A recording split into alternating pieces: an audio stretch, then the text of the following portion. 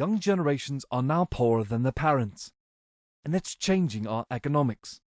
In ancient Greece, a proverb said, "Society grows when old men plant trees whose shade they know they shall never sit in." This idea still holds today, even though our modern economics and the study of economics didn't exist back then. However, we're gradually moving away from living by this principle. Young people don't have the same prosperity as their parents for the first time since the Industrial Revolution. Previously, it was generally assumed that each generation would have a better lifestyle than the previous one, but this is no longer the case. Hey there everyone, we've got an awesome contest in store for you, featuring some fantastic prizes. Here's the scoop: if we reach 100 likes on our post, one lucky random person who liked it will receive a cool $50. But wait, there's more. If you leave a comment, another random person will also win $50.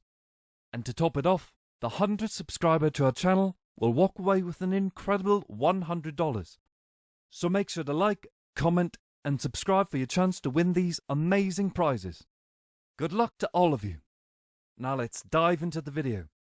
Nowadays, many young professionals can only dream of attaining the same standard of living as their parents. It has become increasingly difficult for younger generations to secure stable employment, afford comfortable homes, start families, and save for retirement.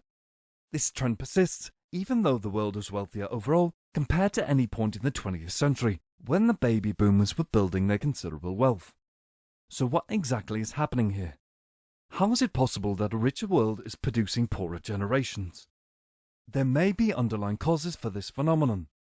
Economic factors such as rising income inequality, the impact of globalization, and the changing nature of work could play a significant role.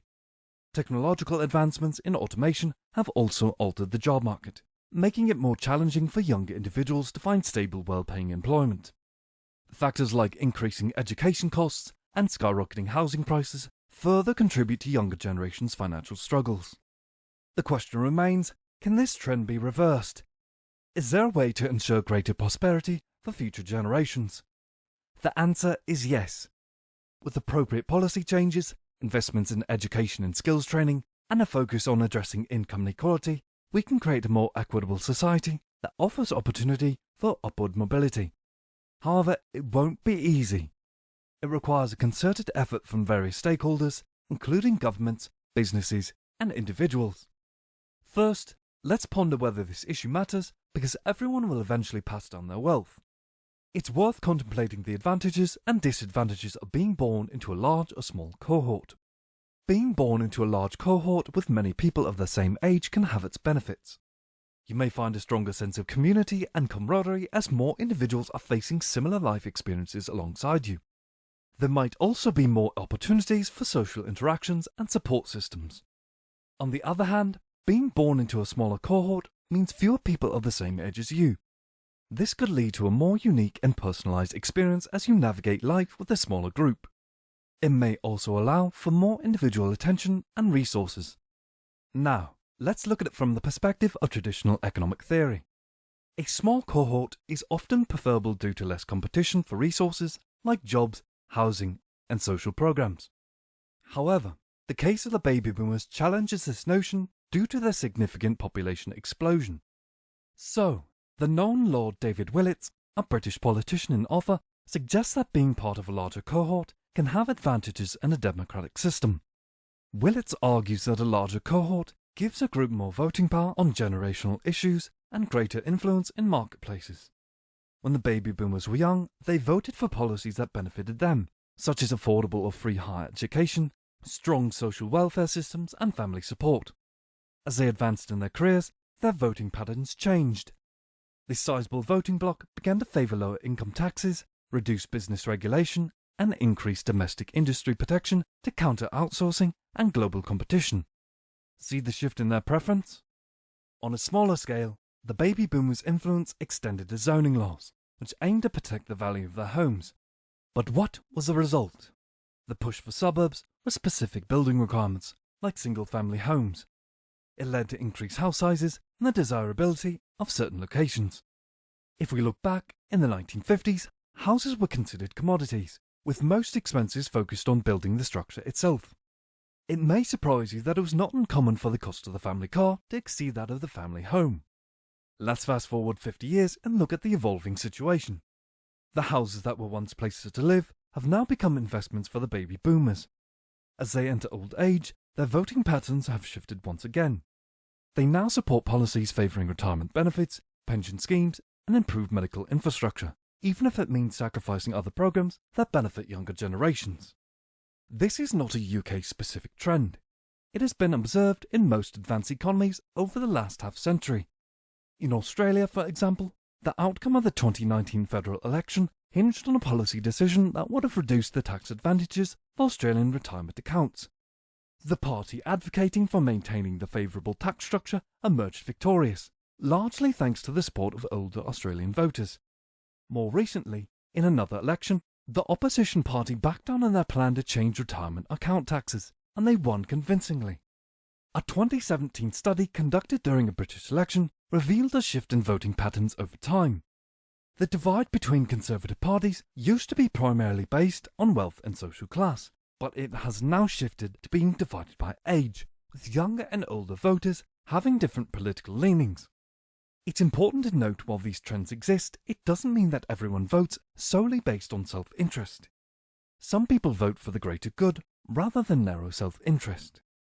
However, on average, the influence of age demographics on voting patterns can be observed throughout the past decades in various advanced economies. Much of this information has been drawn from David Willett's book, The Pinch, and his lecture at the Royal Institution.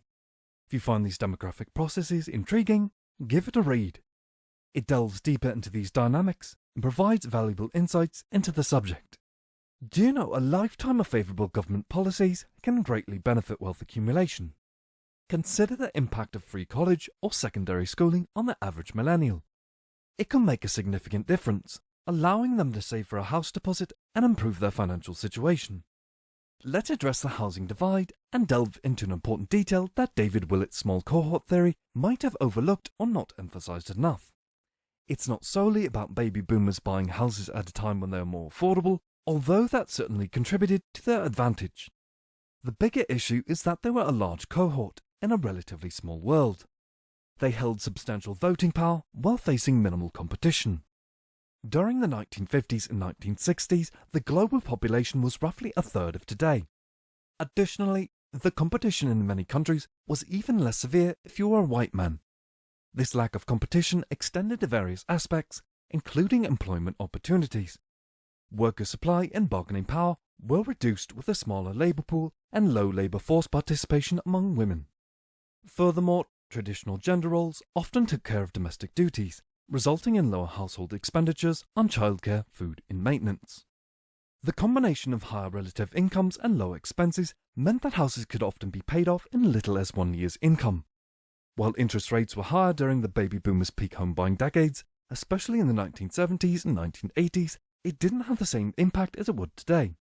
For example, the median home price in the USA in 1985 was $82,000, adjusted for inflation, and the average mortgage rate was around 15%. Today's median home price is $430,000, with an average interest rate of slightly more than 5%. At first glance, these figures may seem comparable, but it's important to consider the context. Many argue that the high inflation during that time made the higher interest repayments insignificant. However, that's not entirely true. The adjusted figures consider inflation, highlighting the higher burden younger generations face regarding housing costs. In the 1980s, housing prices grew modestly compared to other expenses despite inflation. So baby boomers had advantages, such as higher interest rates that facilitated deposit savings and kept house prices affordable. Unlike productive assets, houses don't generate value but play a crucial role in our lives. Let us make things a bit easier. You guys do know that investments like cryptocurrencies may not directly contribute to the production of tangible value, but their impact on the real estate market is relevant. While the value of cryptocurrencies like Bitcoin rising to $1 million can have some ripple effects, it won't lead to widespread housing affordability issues or significant economic disruptions. However, the real estate market plays a crucial role in the economy, particularly in urban centres where economic activities are concentrated. If real estate prices soar, it becomes increasingly challenging for workers to afford to live in these cities, as a significant portion of their income goes towards rent. This imbalance can benefit landlords while hindering the overall progress of economies. The income generated from real estate often goes back into buying more property rather than being reinvested in productive sectors or consumer spending, further exacerbating the issue. So we certainly hope you got the point. High house prices also limit social and geographical mobility, as evidenced by the 2020 Pew Research study, which found that 52% of young American adults between 18 and 28 still live with their parents. Considering the record high house price growth and the impact of COVID, these young adults are financially bound to their parents' homes. Suppose they receive a great job offer in a different city. In that case, they must weigh the pay increase against the increased cost of living independently. Suppose they choose not to pursue the opportunity. In that case, they miss out on a good job, and businesses miss out on productive workers. The concentration of wealth within a single generation can have significant and long-lasting effects on economies.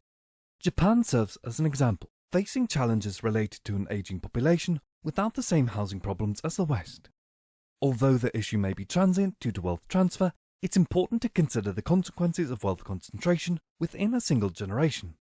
The intergenerational wealth problem, the Prince Charles paradox, requires our attention. As baby boomers pass down their wealth, the inheritors may lack the skills or desire to manage family businesses, risking their loss. While selling these businesses offers hope, the recipients often prioritize their retirements. This limits opportunities for younger generations to build a thriving economy. The take on today's video is that blaming a single generation is unproductive, and examples like China show that economic prosperity relies on favorable conditions rather than solely manipulating public policy. That's all, guys. Thanks for watching. Don't miss out on future updates by subscribing to our channel. Remember to show your support by hitting the like button and sharing this video with your friends.